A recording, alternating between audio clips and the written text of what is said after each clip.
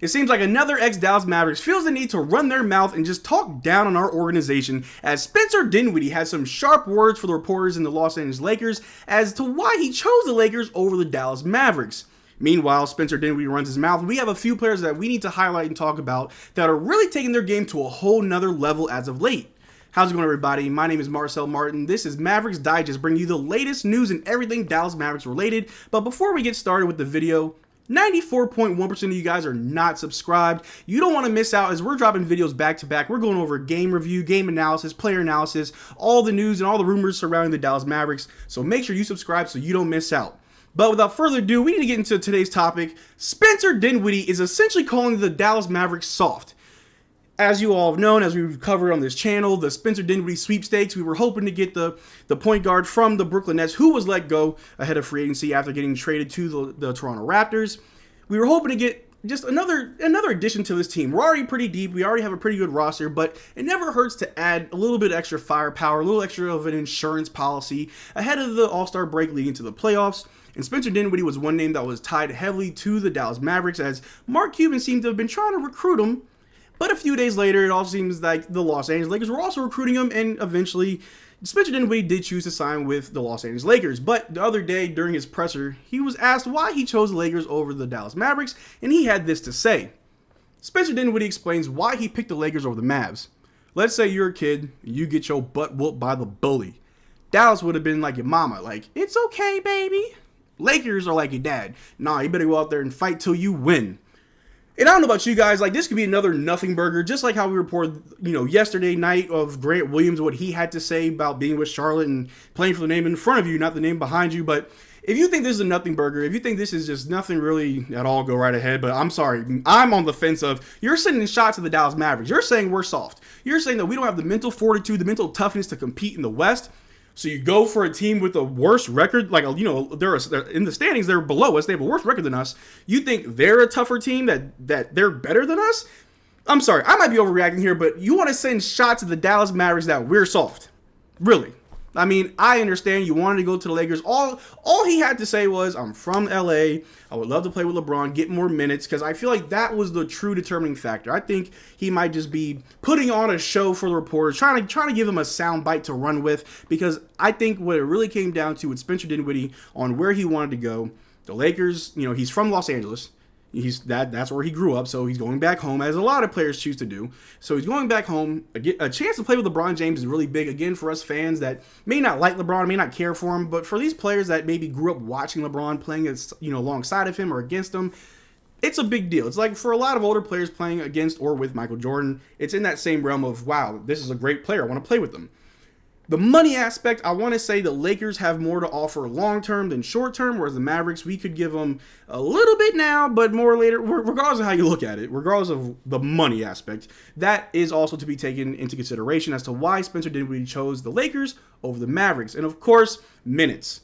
Spencer Dinwiddie essentially would not get a lot of playing time on the Dallas Mavericks team, barring some injuries or some unforeseen illnesses. But we have another ball handler in Dante Exum. He's out for about another week or two. He will be back, dealing with some knee swelling. But adding Spencer Dinwiddie, if we didn't already have Dante Exum, I would have been all for it. But like a lot of you guys let me know in the comment section that Dante Exum is our third ball handler. He is a good player. I'm not trying to discredit him. I'm not trying to, just play him down.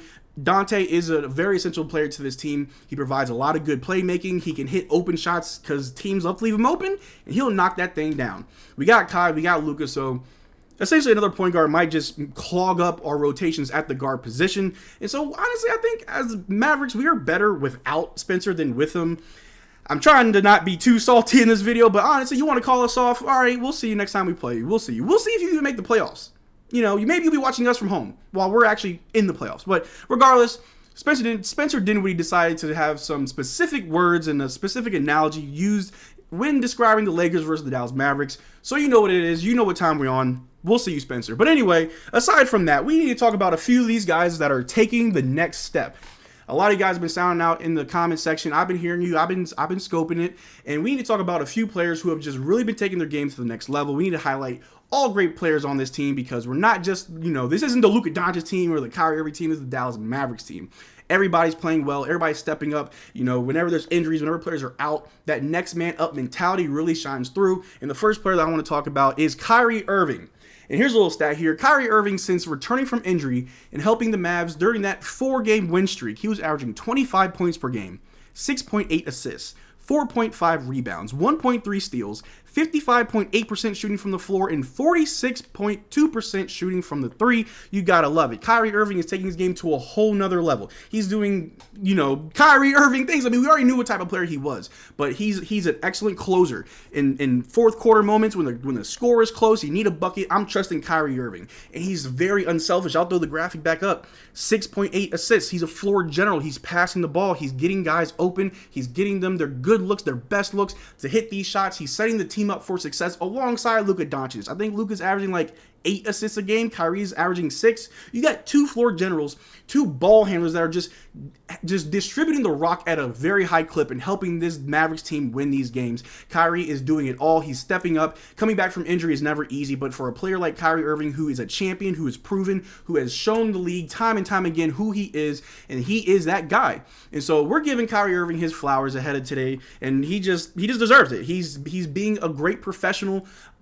I'm not going to lie, myself, when we got Kyrie, I wasn't too sure if he was going to stay long-term. There was all these rumors swirling around of maybe he wants to go to LA and play with LeBron. And I was like, man, if we lose Kyrie to the Lakers, I don't know how I'm going to feel.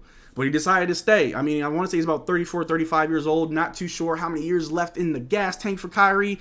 But if he's putting up these type of numbers, I'm all for it. And he's not 35. I want to say he's 32. I'm sorry if I threw up a random number. I want to say he's about 32, 33 years old. He's not that quite old yet. Let me take that back. But anyway, regardless of how old Kyrie Irving is, he's putting up great numbers as of late, and that needs to be recognized. But he's not the only player who's been showing out. My man Josh Green, who's really stepping it up. I've seen the vitriol and the back and forth of what some people in the fan base think of Josh Green. And throughout the first 4 games of our winning streak, Josh Green was averaging 13.3 points per game, 4 rebounds, 3 assists, 1.3 steals. That's excellent defense. Shooting 54% from the floor, 44.4% from 3, and on 4.5 attempts per game?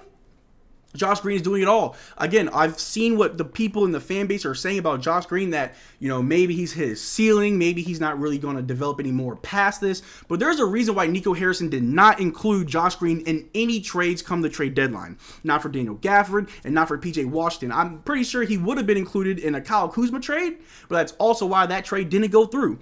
Josh Green is here, and he's helping out this team tremendously, while at the same time he is growing. He's taking his game to a whole nother level. He's improving. He's showing that, hey, if it's not this year, if it's not next year, one of these seasons upcoming, I'm going to help this team win a championship, and he's doing it all. 1.3 steals a game over a 4-game streak, that is nothing to laugh at. That's very impressive. That means he is keyed in on defense, which this team definitely needs. We have enough players who can shoot the ball, enough players who can score, that can cut, that can attack, that can just do it all. But to have those dirty, gritty, good defenders that can just get in the pocket and just steal your cookies, go down on the fast break and score, someone like Josh Green, like that's huge. And so for a young player like him, who's just showing out in the last few games, and he's been in the starting rotation and just putting up those type of numbers, we got to highlight Josh Green and just acknowledge that he is taking his game to another level to really help this Dallas Mavericks team turn around this season. The last player, though, we're going to talk about is Maxi Kleber. The man with the messed up toe, who throughout the first 4 games of our win streak averaged 8.8 points per game, 5.5 rebounds, 3.5 assists, 1.5 blocks, shooting 56% from the floor, 35% from 3 on 3.5 attempts. Maxi's doing it all. I saw a lot of comments when I spoke about Danilo Gallinari, and y'all came to Maxi Kleber's defense, and I gotta say I was impressed. I mean, I've been a fan of Maxi, and I'm glad to see that there's other, a lot of people are fans of Maxi. Just talking about his defense, 1.5 blocks a game over 4 games, that's great. I mean, he's our starting center because Derrick Lively's out, but he really is that stretch 4 for us, and maybe starter, maybe coming off the bench even. But when you have a player like Maxi Kleber playing in his element, when he's in his role, he's playing the right minutes that he's supposed to play with the right rotations, Maxi Kleber is just essential for us. He is such an asset. He's more of a plus than a minus. Yes, mistakes and bonehead plays, they happen. All good players have them, but what make what makes Maxey great is the fact that he takes what he's good at and he runs with it. He doesn't try to play outside of himself. He doesn't try to do anything that, that he's never practiced before, that isn't in his bag. He sticks to what he's good at, which is good defense and just spot up shooting. And we got to show Maxey some love because he is just turning it around after missing about 12, 16 games with a messed up toe, and then coming back and just boom, instant impact, just helping this team rack up the dubs. Maxey Kleber, I'm showing you nothing but love, baby, and I appreciate the game that he's bringing to this team night after night after night, and the sky's the limit for him as we just keep rolling through this season, and hopefully Maxey continues to shine as the guys get healthy, Derrick Lively gets back in rotation, Maxey goes back to coming off the bench, or maybe he's a starter. I'm not too sure what the rotation is going to look like, but I'm loving what I'm seeing from Maxey Kleber. I know you guys are too. Sound off in the comment section what you guys think about Maxey Kleber and just how he's been playing this season.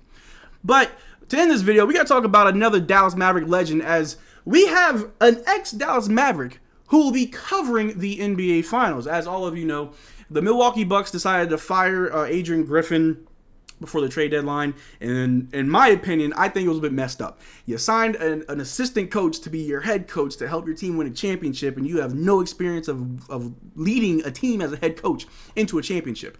But it came out that pretty much who gave the blessing on Adrian Griffin was Giannis Antetokounmpo. He preferred Adrian Griffin over someone like Nick Nurse.